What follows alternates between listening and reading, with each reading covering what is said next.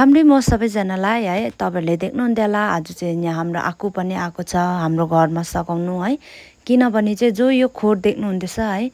यो चाहिँ हो कुखुराको पुरानो खोर है अनि यो चाहिँ एकदमै सानो भयो भनेर चाहिँ आपाले चाहिँ यसलाई चाहिँ भत्काएर चाहिँ दुईटा रुम भएको चाहिँ खोर बनाउँछु भन्दैछ है अन्त त्यही कारणले चाहिँ आज चाहिँ आकु पनि हाम्रोमा सघाउन आएको छ अन्त आपाले चाहिँ हेलो गर्नुहुँदैछ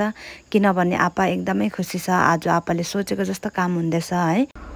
यहाँ चाहिँ आपाले चाहिँ काटीहरू निकाल्नु हुँदै थियो है काठदेखि अन्त यहाँ तल आकुले चाहिँ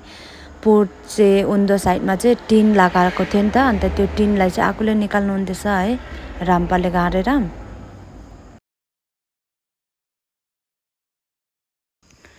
यहाँ चाहिँ है आनुमले पनि सघाइदिनु हुँदैछ है यताउता ढुङ्गाहरू पल्टाउनु अन्त अघि चाहिँ बलोले दियो आनुमले चाहिँ अन्त अहिले चाहिँ ऊ एकदम नपाइहरू हुँदैछ यहाँ चाहिँ अन्त आपा आनुम आकु तीनजना चाहिँ रेला गर्दै थियो आजको इन्जिनियर चाहिँ आकु साइला हो भनेर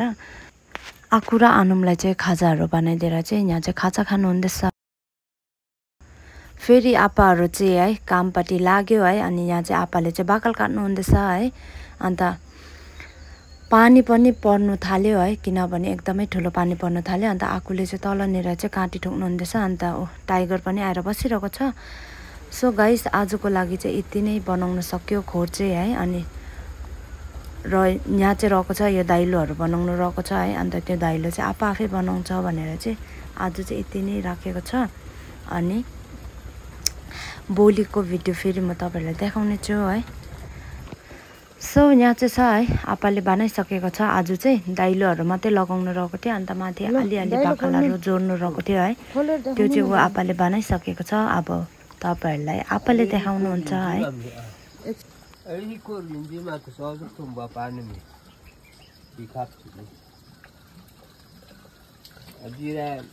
दुई कोठा बनाएको चाहिँ यहाँ चाहिँ आपाले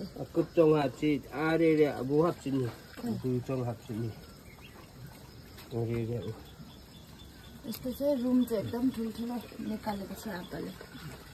यहाँ चाहिँ किन बनाएको यसरी अन्डा पार्नुलाई सो गाइस यहाँ चाहिँ यस्तो चाहिँ हाम्रो कुखुरा खोर चाहिँ हाम्रो भन्दा पनि आपाको चाहिँ एकदमै ठुलो इच्छा थियो है बिचारा कुखुरा खोर बनाउने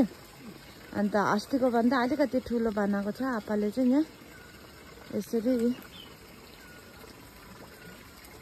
सिँढी उतापट्टि पनि लाउनुपर्ने रहेछ सिँढी है यहाँ चाहिँ कुखुराको सिँढी चाहिँ चढेर जान्छ अहिले त यतापट्टि मात्रै बस्दैछ कुखुरा उतापट्टि चाहिँ बसेको छैन सो त्यसले गरेर त्यहाँ चाहिँ सिँढी बनाएको छैन त्यहाँ चाहिँ बोलेपछि चाहिँ आपाले चाहिँ के राख्नुपर्ने उतापट्टि चाहिँ ल उतापट्टि कठामा चाहिँ कुन चाहिँ कुखुरा राख्नुपर्ने